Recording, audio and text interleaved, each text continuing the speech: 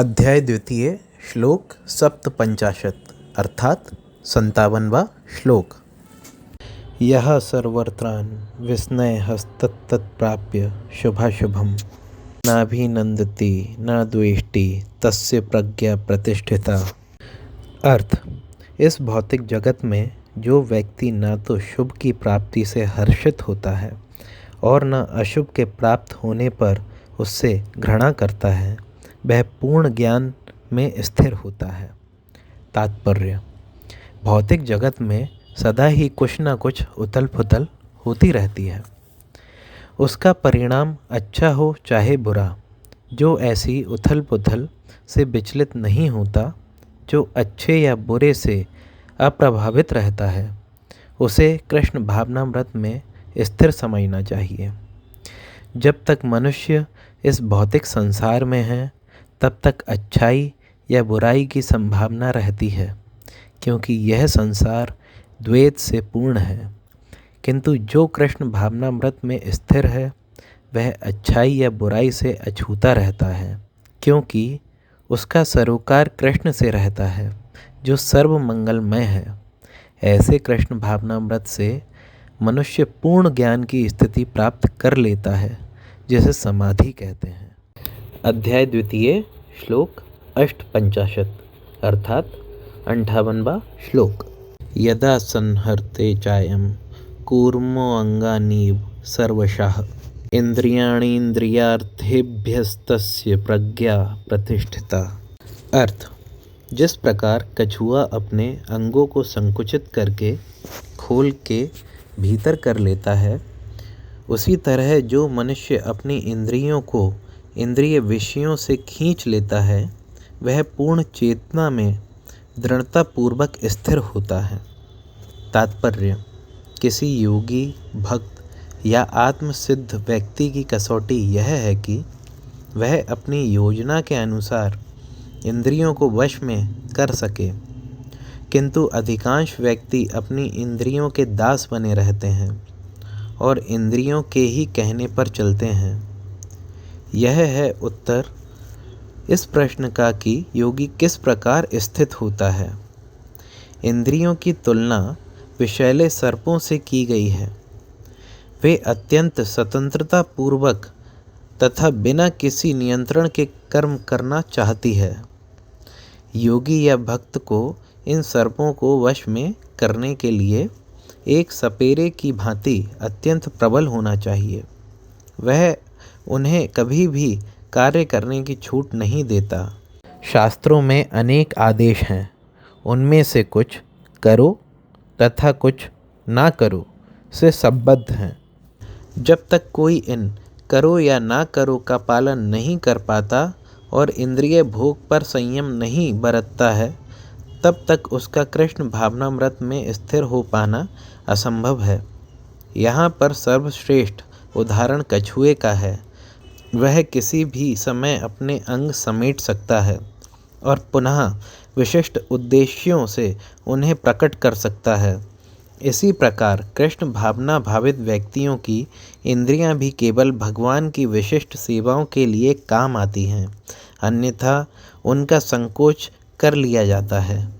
अर्जुन को उपदेश दिया जा रहा है कि वह अपनी इंद्रियों को आत्मतुष्टि में न करके भगवान की सेवा में लगाए। अपनी इंद्रियों को सदैव भगवान की सेवा में लगाए रखना कूर्म द्वारा प्रस्तुत दृष्टांत के अनुरूप है, जो अपनी इंद्रियों को समेटे रखता है। अध्याय द्वितीय श्लोक 59 अर्थात 59वां श्लोक। विषया विनिवर्तन्ते निराहारस्य देहिनः रसवर्जं रसोऽप्यस्य परम दृष्ट्वा निवर्तते। अर्थ, देहधारी जीव इंद्रिय भोग से भले ही निवृत्त हो जाए, पर उसमें इंद्रिय भोगों की इच्छा बनी रहती है। लेकिन उत्तम रस के अनुभव होने से ऐसे कार्यों को बंद करने पर वह भक्ति में स्थिर हो जाता है।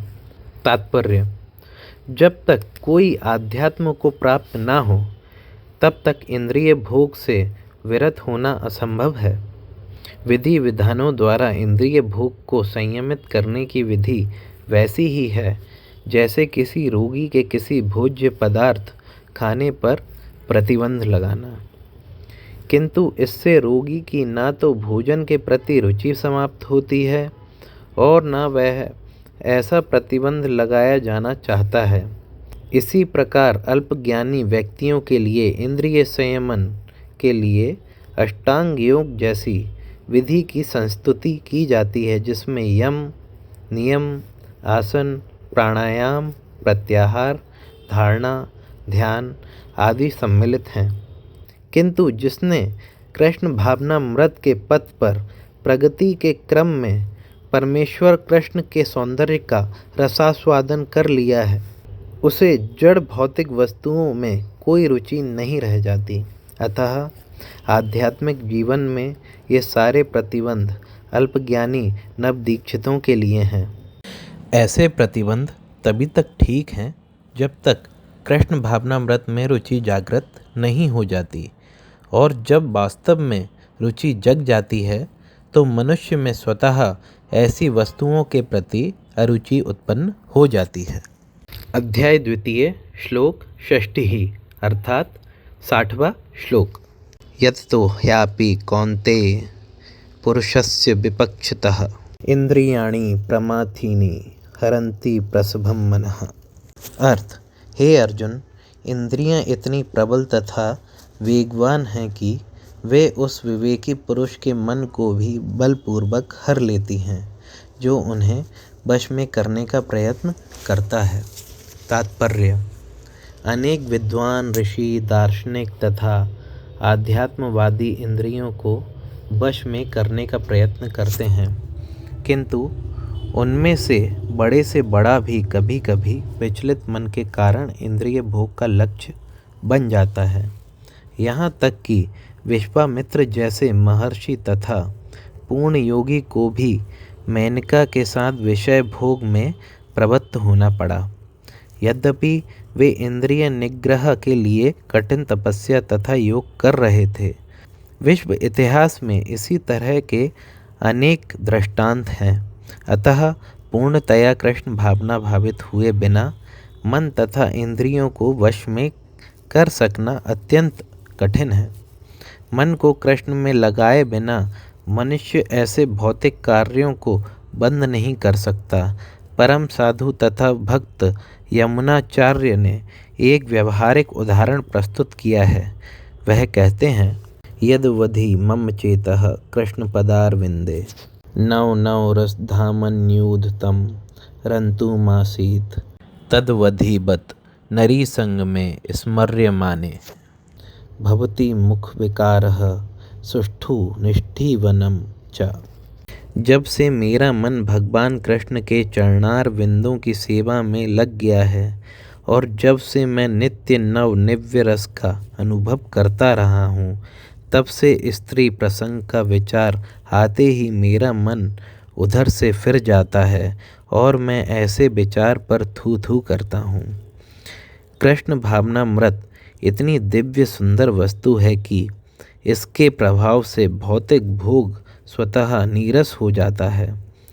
यह वैसा ही है जैसे कोई भूखा मनुष्य प्रचुर मात्रा में पुष्टिदायक भोजन करके अपनी भूख मिटा ले। महाराज अम्बरीश भी परम योगी दुर्वासा मुनि पर इसलिए विजय पा सके क्योंकि उनका मन निरंतर कृष्ण भावनामृत में लगा रहता था। सा वै मनः कृष्ण पदारविंदयोः वचांसि वैकुंठ गुणानुवर्णने